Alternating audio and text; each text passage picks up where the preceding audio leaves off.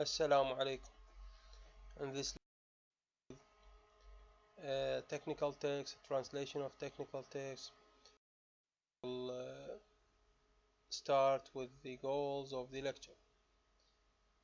So by the end of the lecture, you will be able to know features of technical text, recognize technical terminology, perceive main techniques to render such text, and finally familiarize yourself with some technical terminology and translate a text as an exercise. The last goal, as I told you before, I'll send you an independent file to read these terms and translate the text. We will start with the features of the technical text. Technical texts are distinguished with many features. The main features is that they are simple and objective. بسيطة وموضوعية. It is also focused on terminology. Mishikova sees that the language of science is governed by the aim of the functional style of scientific prose, which is to prove the hypothesis, to create new concepts, to disclose the internal laws of existence, development, relations between different phenomena. The language means used, therefore, tend to be objective, precise, and unemotional, devoid of any individuality, and there is a striving for the most generalized form of expression. ولذا فإن هنالك السعي وراء أكثر الأشكال أو أكثر أشكال التعبير عمومية، لأن اللغة هنا تسعى إلى أن تكون أو تميل إلى أن تكون موضوعية ودقيقة وغير عاطفية، وكذلك خالية من أي شكل من أشكال الفردية والتعبير عن الفرد في نصوصها. So, also Misikova outlines the most understanding features as follows. The first feature is the logical sequence of utterances with a clear indication of interrelations and interdependencies. تسلسل منطقي من الكلام مع دلالة واضحة على العلاقات المتبادلة داخل النص بين محتوى النص والأفكار. Also, we have domain-specific terminology. Of course, we have that each scientific field of human activity generates the greatest amount of new words. يولد لنا الكمية الأكبر من الكلمات الجديدة. As a result of constant effort to discover the essence of things or phenomena, there is a need to name new concepts. هنالك حاجة لتسمية المفاهيم الجديدة. Subsequently, by means of coining new words. من خلال سك معلومات أو من خلال سك كلمات جديدة. تسمية المفاهيم الجديدة من خلال سك coining المفاهيم الجديدة من خلال سك كلمات جديدة عفوا. The third one is specific sentence patterns, and these patterns are postulatory. Postulatory statements are self-evident and needing no proof. A sentence to these facts or a reference to these facts is only preliminary to the exposition of the writer's ideas and is therefore summed up in a precisely formulated statements accompanied if necessary by reference to the sources. لا تحتاج هذه الجمل لأي إثبات، ولربما إذا ما كان من الضرورة ترفق معها بعض المصادر. For example, we have this sentence: if all the wavelengths are mixed, a white light will be produced. Also, we have the argumentative الجدلية. An argumentative thesis statement must make a claim about which reasonable people can disagree. Of course, من اسمها يعني self-evident. Our name, it is defined by the name جدلية. For example, we have this sentence: this one-celled organism ate grew, responded to its surroundings, reproduced itself, and spread throughout the oceans. All life has probably evolved from that single original cell. هذه الجملة يتفق معها الكثير وكذلك يختلف معها الكثير من الناس أيضا. The last one is formulative.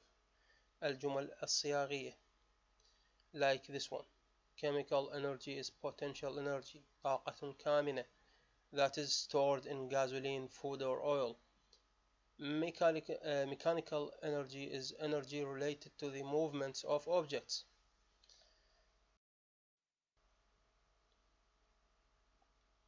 We have other features of technical prose, like the use of quotation and references, استخدام الاقتباسات والمصادر, the frequent use of footnotes, الاستخدام المتكرر الحواشي, and the impersonality of scientific or technical writings.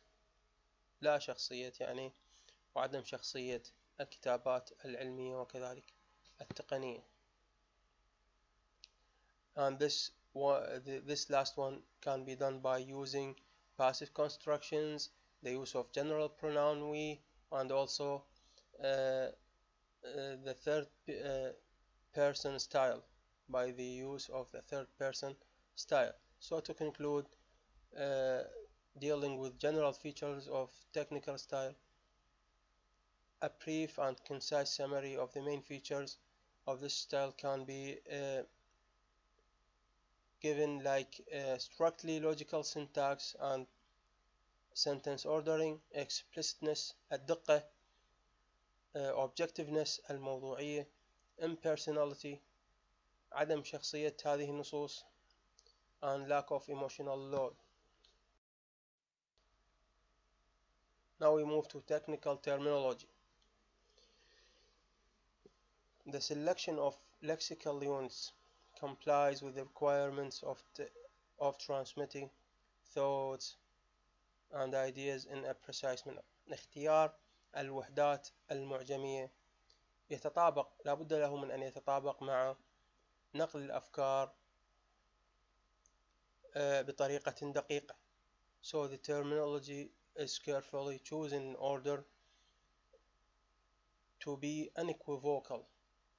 Unequivocal means a word that has only one meaning, cannot be explained in more than one meaning. لا يمكن أن تفسر بأكثر من معنى واحد.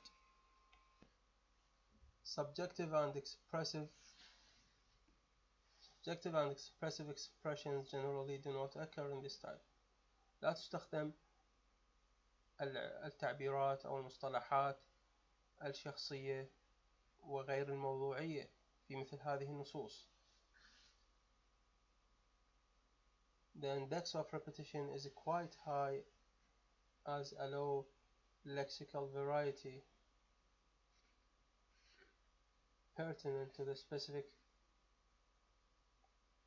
technical domain is sufficient. So as a consequence, vocabulary and syntax are also stereotyped, which supports the function of this style as it is convenient for the precise and clear understanding of technical text in a foreign language.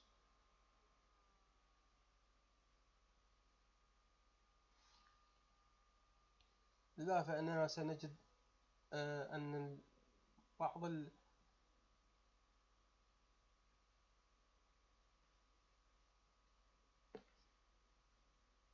ذلك سنجد بعض المفردات وأيضا النحو منمط stereotype، وهذا ما يدعم وظيفة هذا النمط أيضا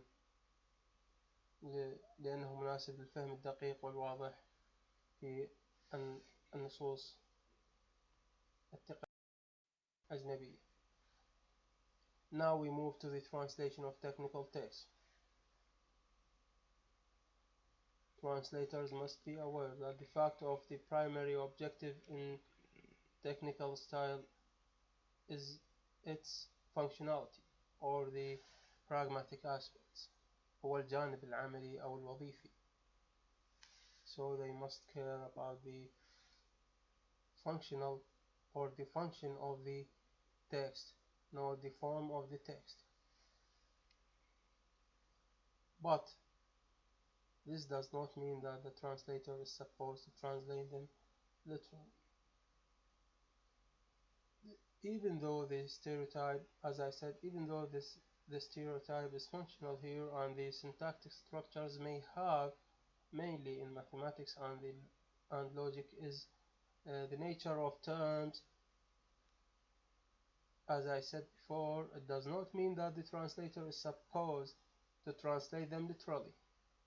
Precise and comprehensible transfer of relevant information is fundamental. Therefore, translators can break the sentence units and rebuild them if it is on behalf of clarity. يمكن للمترجم أو متاح للمترجم أن يجزئ وحدات الجملة أو الجمل في مثل هذه النصوص إذا ما كان ذلك في مصلحة المعنى أو المحتوى المراد إيصاله في اللغة الهدف. Also, as I said before, the form is secondary when dealing with scientific and technical text. Scientific text and also medical text, we will deal with these texts, types of text later in coming lectures, inshallah. What is primary in here in these texts and technical texts is the content and not the form. So to conclude, a technical translator's task is to keep consistent terminology in technical translation, as well as the very formulaic and repetitive nature of technical writing. الطبيعة التكرارية للكتابة التقنية. وأيضا, the technical translator must have a career background and a high level of knowledge of the subject and relevant terminology. Thank you very much.